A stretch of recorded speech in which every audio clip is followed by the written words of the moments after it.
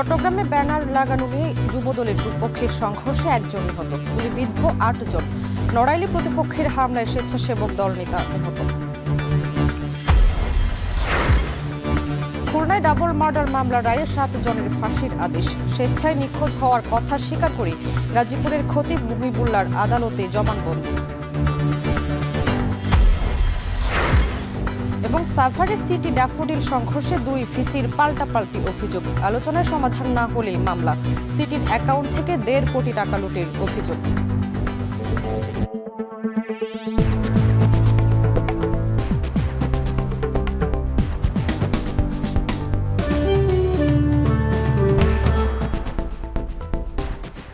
স্বাগত এখন জনপদে। পুরো আয়োজনে আপনাদের সঙ্গে আছি আমি শামিমা শামী। চট্টগ্রামের বাকলিয়ায় আবারও ঘটল গোলাগুলির ঘটনা। এবার হত্যাকাণ্ডের শিকার স্থানীয় যুবদল কর্মী সাজ্জাদ। সোমবার রাত 12টায় এই ঘটনায় গুলিবিদ্ধ হন আরও 12 জন। স্বজনদের অভিযোগ, স্থানীয় আওয়ামী লীগ থেকে বিএনপিতে আসা সক্রিয় এক সন্ত্রাসী বাহিনী পরিকল্পিতভাবে এই হত্যাকাণ্ড চালিয়েছে। মেয়রের পোস্টার ব্যানার লাগানো নিয়ে এই ঘটনা ঘটেছে অভিযোগ উঠলেও মেয়রের দাবি তিনি এসব সরানোর পাশাপাশি হামলাকারীদের ধরতে পুলিশকে অনুরোধ করেছিলেন। বিস্তারিত জানাচ্ছেন ফয়সাল করিম। চট্টগ্রামের বাকলিয়া এক্সেস রোডে সোমবার রাত 12টার দিকে মুহুর্মুহু গুলির শব্দ। থেমে থেমে কেঁপে উঠছে আশপাশ। এলাকায় ছড়িয়ে পড়ে চাপা আতঙ্ক। স্থানীয় একজনের ধারণ করা ভিডিওতে ধরা পড়ে সেই ভীতিকর মুহূর্ত। গোলাগুলির ঘটনায় গুলিবিদ্ধ হন যুবদল কর্মী মোহাম্মদ সাজ্জাদ সহ আরও অন্তত 11 জন। হাসপাতালে আনার পথে মারা যান সাজ্জাদ। স্বজনের অভিযোগ, স্থানীয় বোরহানুদ্দিন ও সোহেল গ্রুপের অন্তত 15 থেকে 20 জন হেলমেট পরে এই হামলা চালায়, যারা আগে থেকে ওঁত পেতে অবস্থান নিয়েছিল আশপাশের কয়েকটি ভবনে। এ সময় পুরো এলাকায় ছিল না বিদ্যুৎ। খুব কাছের থেকে গুলি করছে। সাইলেন্ট গুলি। আপনি কি আগে কি হত্যার হুমকি টুমকি দিয়েছেন? না, এর সাথে কোনো কারোর সাথে দ্বন্দ্ব নাই, কোনো কিছু নাই। সে একটাই, এই আমাদের যুবদলের বাসাবাইয়ের গ্রুপ করে এই ছাত্রদলের জুম্মা হাব্বে বাকলিয়া থানার পথপ্রার্থী। স্বজনেরা জানান, নিহত সাজ্জাদ নগর যুবদলের বিলুপ্ত কমিটির সাবেক সাংগঠনিক সম্পাদক এমদাদুল হক বাদশার অনুসারী। এলাকায় মেয়র ডাক্তার শাহাদাত হোসেনের পোস্টার লাগানো ঘিরে বাকবিতণ্ডায় হত্যাকারীদের টার্গেট হন সাজ্জাদ। তার বাবার অভিযোগ, হামলাকারীরা আগে আওয়ামী লীগের রাজনীতিতে জড়িত থাকলেও এখন বিএনপিতে সক্রিয়।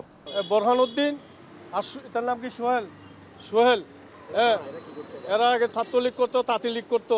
এদের যুবলীগের আছে, এরা আওয়ামী লীগের অনুসারী পদপদবী আছে, কিন্তু এরা এখন বিএনপির অনুসারী নিতেছে। বিএনপির ছেলেদেরকে মেয়েরা এরা চাইতেছে এখানে গদপাতার হওয়ার জন্য। মঙ্গলবার সকালে নিহতের মরদেহ দেখতে চট্টগ্রাম মেডিকেল কলেজ হাসপাতালে আসেন মেয়র ডাক্তার শাহাদাত হোসেন। তার অভিযোগ, হামলাকারীরা ওই এলাকার চিহ্নিত সন্ত্রাসী গ্রুপ, যারা আগে আওয়ামী ছত্রছায়া থাকলেও এখন তার ছবি ব্যবহার করে নগরের বিভিন্ন স্থানে ব্যানার পোস্টার লাগিয়ে প্রভাব বিস্তারের পায়তারা করছে। ওই গ্রুপ হচ্ছে সন্ত্রাসী গ্রুপ। এরা আগে ছাত্রলীগ যুবলীগ করত। তারা আজকে এখানে এসে কারো না কারো শেল্টারে আছে। তা আমি ইতিমধ্যেই বাকলিয়া থানার ওসিকে আমি কিন্তু বলেছি, বোরহান এবং সোহেল সহ যে ছেলেগুলোকে গ্রেপ্তার করার জন্য আমি এই 1 সপ্তাহ আগে বলেছি, 1 সপ্তাহ 10 দিন আগে বলেছি। এ ঘটনায় আরও 11 জন ছররাগুলিতে আহত হয়ে চট্টগ্রাম মেডিকেল কলেজ হাসপাতালে ভর্তি হন। একজন ছাড়া প্রাথমিক চিকিৎসা নিয়ে রাতেই ঘরে ফিরেন 10 জন। আহতদের দাবি, ফুটবল খেলতে যাওয়ার সময় তাদের লক্ষ্য করে অতর্কিত গুলি ছোড়া হয়। আমরা খেলার জন্য যাচ্ছি, তখন এতটুকু আমাকে গুলি করছে, আরেকজন গুলি করছে, জায়গায় মারা গেছে। পুলিশ জানিয়েছে, এই ঘটনার পর এলাকায় পরিস্থিতি নিয়ন্ত্রণে তাদের টহল বাড়ানো হয়েছে। জড়িতদের ধরতে অভিযান চালাচ্ছে তারা। অ্যারেস্ট অভিযানের আমরা চেষ্টা করছি, ঠিক আছে। ঘটনার সাথে সাথে তো সবাই সরে গেছে, ঠিক আছে, দেখা যাচ্ছে। এর আগে গত মার্চে বাকলিয়া এক্সেস রোডে প্রাইভেট কারে সন্ত্রাসী সাজ্জাদ বাহিনীর ব্রাশফায়ারে জোড়া খুনের ঘটনা ঘটে। ফয়সাল করিম, এখন চট্টগ্রাম। এদিকে নড়াইলে মাদক ব্যবসায় বাধা দেয় স্বেচ্ছাসেবক দলের ইউনিয়ন সদস্য সচিব মাসুদ রানাকে কুপিয়ে হত্যা করেছে মাদক কারবারিরা। নিহত মাসুদ রানা কালিয়া উপজেলার ববরা হাসলা ইউনিয়ন স্বেচ্ছাসেবক দলের সদস্য সচিব। সোমবার রাত 9টার দিকে হামলার শিকার হন মাসুদ। সংকটাপন্ন অবস্থায় তাকে খুলনা মেডিকেল কলেজ হাসপাতালে নেওয়া হলে সকালে মারা যান তিনি। নিহতের ভাই ওমর সানি জানান, এলাকায় মাদক ব্যবসার প্রতিবাদ করা নিয়ে মাদক কারবারি সুজন খাঁর সঙ্গে মাসুদ রানার বিরোধ দেখা দেয়। এরই জেরে গতকাল বাড়ি ফেরার পথে সুজনের নেতৃত্বে কয়েকজন মাসুদকে এলোপাতাড়ি কুপিয়ে জখম করে। ঘটনা তদন্ত করে দেখা হচ্ছে বলে জানিয়েছেন পুলিশ।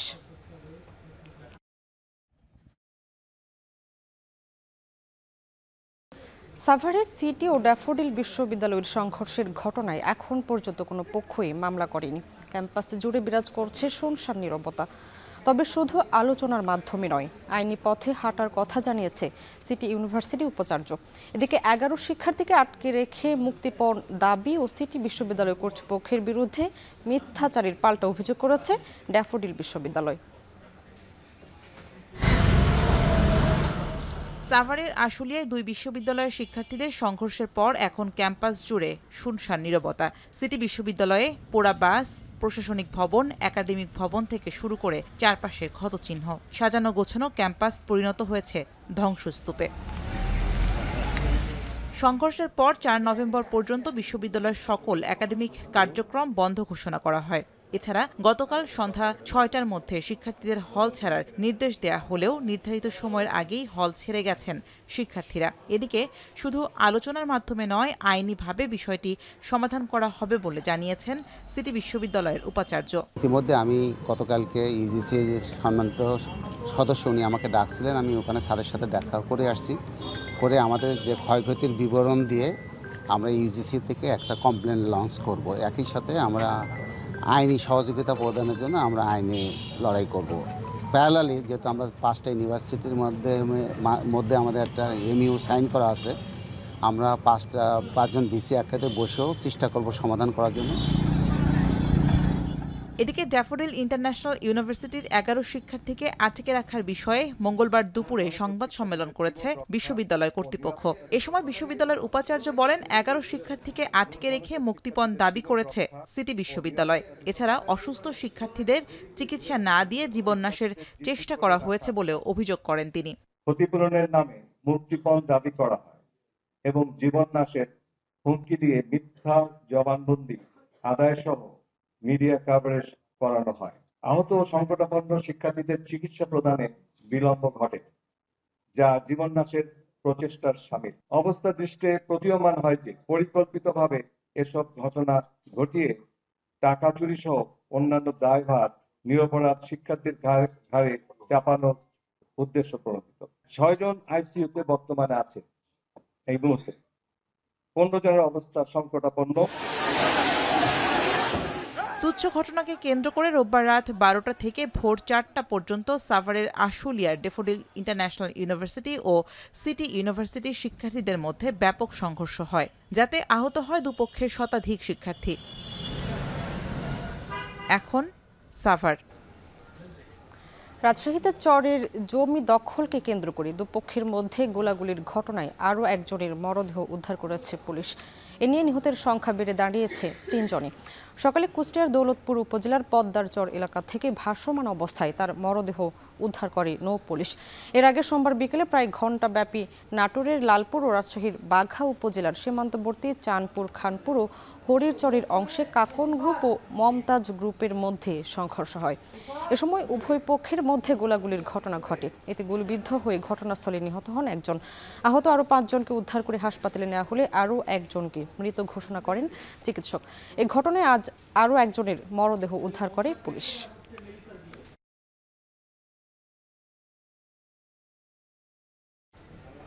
কিশোরগঞ্জের ভৈরবকে জেলা করার দাবিতে রেল অবরোধ করে হামলার ঘটনায় অজ্ঞাত শতাধিক ব্যক্তিকে আসামি করে মামলা করেছে রেলওয়ে কর্তৃপক্ষ।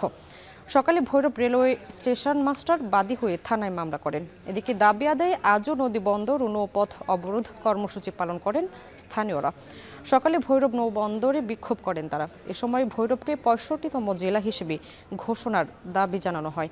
কর্মসূচির কারণে দেশের বিভিন্ন অঞ্চলের সাথে যাত্রীবাহী লঞ্চ ও পণ্যবাহী জাহাজ সহ পানিপথের অন্যান্য যান চলাচল বন্ধ রাখা হয়। প্রায় 1 ঘণ্টা পর অবরোধ প্রত্যাহার করা হলে পরিস্থিতি স্বাভাবিক হয়।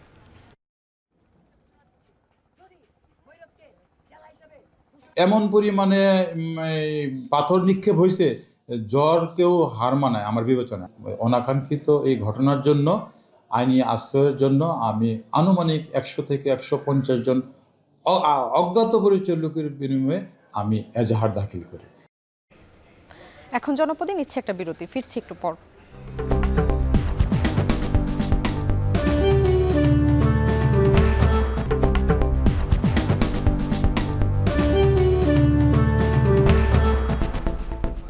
বিরতির পর স্বাগত আরেকবার, দেখছেন এখন জনপদে।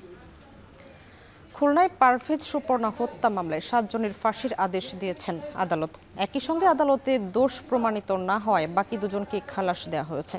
বিকেলে অতিরিক্ত মহানগর আদালত 1-এর বিচারক সুমি আহমেদ এই রায় ঘোষণা করেন।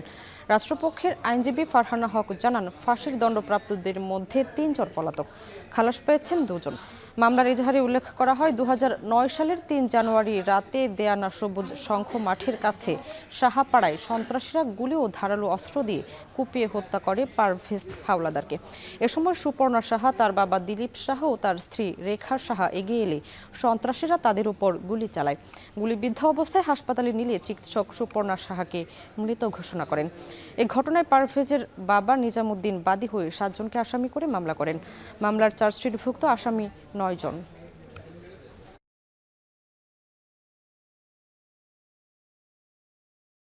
নয় জন আসামি ছিল, 7 জনের মৃত্যুদণ্ড, 50,000 টাকা জরিমানা আর 2 জন আসামিকে খালাস প্রদান করেছে।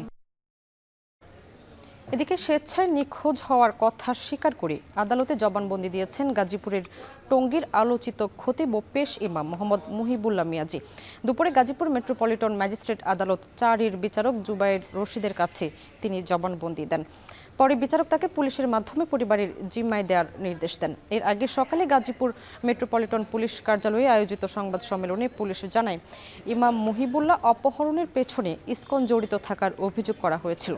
তবে পুলিশের তদন্তে উঠে এসেছে তিনি নিজে ঢাকার গাবতলী থেকে শ্যামলী পরিবহনের বাসের টিকিট কেটে পঞ্চগড় গিয়েছেন। এর আগে গত বুধবার সকালে টঙ্গীর বাসা থেকে হাঁটতে বের হয়ে নিখোঁজ হয়েছিলেন তিনি। পরদিন 6:30টার দিকে পঞ্চগড় সদর ইউনিয়নের সীতাগ্রাম হেলিপ্যাড এলাকায় পঞ্চগড় বাংলা বান্ধা মহাসড়কের পাশ থেকে শিকল বাঁধা অবস্থায় তাকে উদ্ধার করা হয়। এ ঘটনায় টঙ্গী পূর্ব থানায় একটি অপহরণ মামলা করা হয়।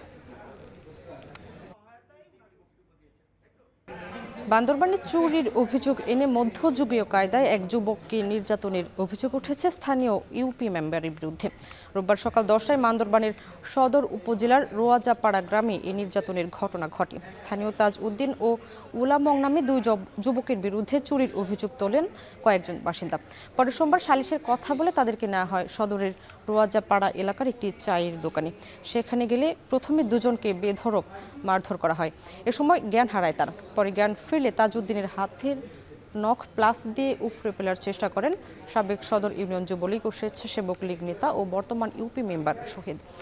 এরপর 2 জনকে দেওয়া হয় পুলিশে। এই ঘটনায় মঙ্গলবার সকালে ভুক্তভোগীর বাবা বাদী হয়ে বান্দরবান চিফ জুডিশিয়াল ম্যাজিস্ট্রেট আদালতে 7 জনের নাম উল্লেখ সহ অজ্ঞাত 6 থেকে 7 জনের বিরুদ্ধে মামলা করেন।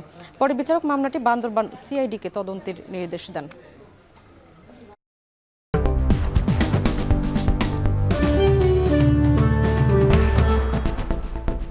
বিরতির পর স্বাগত আরেকবার, দেখছেন এখন জনপদে। চট্টগ্রামের সাগরিকায় চালবাহী ট্রাকের ধাক্কায় মালবাহী ট্রেনের ইঞ্জিন উল্টে 1 জন নিহত হয়েছেন। এতে বন্ধ রয়েছে মালবাহী রেল চলাচল। ঘটনার কারণ অনুসন্ধানে 4 সদস্যের তদন্ত কমিটি গঠন করেছে রেল কর্তৃপক্ষ। বিস্তারিত জানাচ্ছেন শোয়েব রহমান। ভোর 4টায় চট্টগ্রাম থেকে ঢাকার উদ্দেশ্যে 31টি কন্টেইনার নিয়ে যাত্রা করে মালবাহী ট্রেনটি। 5 কিলোমিটার চলার পর সাগরিকা এলাকায় একটি ক্রসিংয়ে চালবাহী ট্রাকের ধাক্কায় উল্টে পড়ে ট্রেনের ইঞ্জিন। ট্রাকের চালের নিচে চাপা পড়ে নিহত হন স্থানীয় নিরাপত্তারক্ষী শামসু মিয়া। ট্রাকটি চুরমার হয়ে প্রায় 50 গজ দূরে রেললাইনের ওপরে পড়ে। ক্ষতিগ্রস্ত হয় রেললাইনও। রেললাইন বাঁকা হয়ে ভেঙে যায় স্লিপার। আমার একটা পথচারী এখানে নাইট গার্ড দোকানের একটা পাহারাদার এই পাশে বসা ছিল, উনি মারা গেছে। তাইলে ট্রাকের ড্রাইভার হেল্পার এই 2 জন গাড়িটা ছাইড়ায় ওরা পালাই গেছে। ট্রেন আসার আগে সড়কে গেট ব্যারিয়ার ফেলা হয়েছিল বলে দাবি রেল কর্মকর্তাদের। এই ঘটনায় ট্রাক চালককে প্রাথমিকভাবে দায়ী মনে করছেন তারা। ট্রাকটি বিশ্ব খাদ্য সংস্থার চাল বহন করছিল, ধারণ ক্ষমতার চেয়ে অতিরিক্ত চাল বহন করছিল বলেও দাবি রেল কর্মকর্তাদের। যে আমাদের কন্টেইনার ক্যারিয়ার যেটা, যে বিএফসিটি এটা কিছুটা ক্ষয়ক্ষতি হবে আপাতত। আর লোকোমোটিভটা উদ্ধার করার পরে আসলে যান্ত্রিক বিভাগ বলতে পারবে এটা কি ধরনের ক্ষয়ক্ষতি হয়েছে। খবর পেয়ে উদ্ধার কার্যক্রম শুরু করে রেল কর্তৃপক্ষ।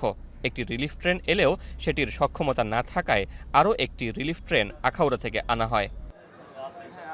আমরা এখানে বাফারটা কেটে এই বিএফসিটিটাকে পিছন দিকে নিয়ে যাব, তারপর হচ্ছে ক্রেন দিয়ে এখানে যে সমস্ত গাড়িগুলো আছে সেটাকে তুলে তারপর মানে রিরেল করার চেষ্টা করবো আর কি। ঘটনার কারণ অনুসন্ধানে 4 সদস্যের তদন্ত কমিটি গঠন করেছে রেলওয়ে। শোয়েব রহমান, এখন চট্টগ্রাম। ঢাকা বরিশাল মহাসড়কের চলন্ত একটি বিআরটিসি বাস আগুনে পুড়ে গেছে, তবে আগে যাত্রীরা নেমে যাওয়ায় কেউ দগ্ধ বা হতাহত হয়নি। মঙ্গলবার দুপুর 12:15টার দিকে 30 যাত্রী নিয়ে বরিশাল থেকে খুলনার উদ্দেশ্যে যাত্রা করে বাসটি। এ সময় বাসের পেছন অংশে হঠাৎ করেই আগুনের সূত্রপাত হয়। এ সময় পুরো বাসে ছড়িয়ে পড়ে আগুন। দ্রুত বাস থেকে নেমে যায় যাত্রীরা। খবর পেয়ে উজিরপুর ফায়ার সার্ভিস ঘটনাস্থলে গিয়ে আগুন নিয়ন্ত্রণে আনে। এ ঘটনায় ঢাকা বরিশাল মহাসড়কে আধা ঘন্টা যান চলাচল বন্ধ থাকে।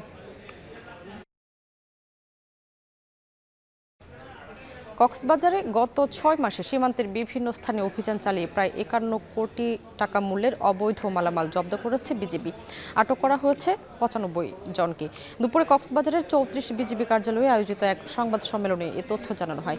Lieutenant colonel SM Khairul Alam জানান, বিগত 6 মাসে বিভিন্ন অভিযান পরিচালনা করে 13,41,135 পিস ইয়াবা ট্যাবলেট ও অন্যান্য মাদক দ্রব্যসহ 40 কোটি 24 লাখ টাকার বেশি মূল্যের মাদক উদ্ধার করা হয়।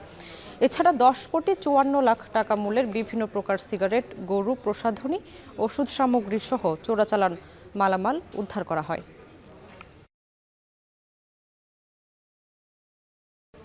শাহজালাল বিজ্ঞান ও প্রযুক্তি বিশ্ববিদ্যালয়ের কেন্দ্রীয় ছাত্র সংসদ ও হল সংসদ নির্বাচন পরিচালনার জন্য 13 সদস্য বিশিষ্ট নির্বাচন কমিশন গঠন করা হয়েছে।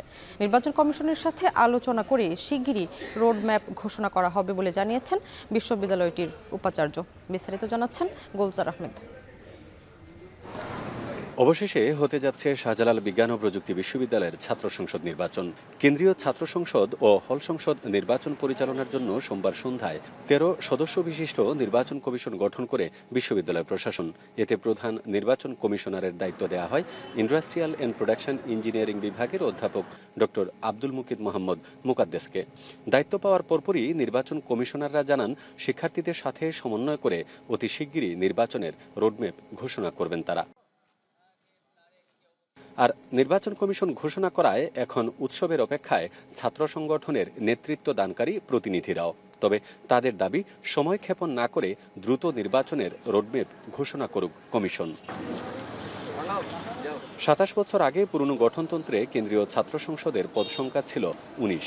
তবে নতুন করে মুক্তিযুদ্ধ ও গণতান্ত্রিক আন্দোলন সম্পাদক, ধর্ম ও সম্প্রীতি সম্পাদক পদসহ 4টি পদ যোগ করা হয়েছে এবার। এছাড়া আগে হল সংসদ ছিল না। ইতিমধ্যে নির্বাচনী প্রস্তুতি হিসেবে বিশ্ববিদ্যালয়ের কেন্দ্রীয় ছাত্র সংসদের 23টি পদ ও হল সংসদে 9টি পদ রেখে গঠনতন্ত্র পুনর্প্রণয়ন করেছে বিশ্ববিদ্যালয় প্রশাসন। গুলজার আহমেদ, এখন সিলেট। শেষ করছি এখন জনপদে। এখন টেলিভিশন ওয়েবসাইটে দেখতে ভিজিট করুন www.ekhon.tv। এছাড়া ফেসবুকে দেখুন facebook.com/tv.ekhon এবং ইউটিউবে এখন টেলিভিশন দেখতে ভিজিট করুন youtube.com/c/ekhon tv।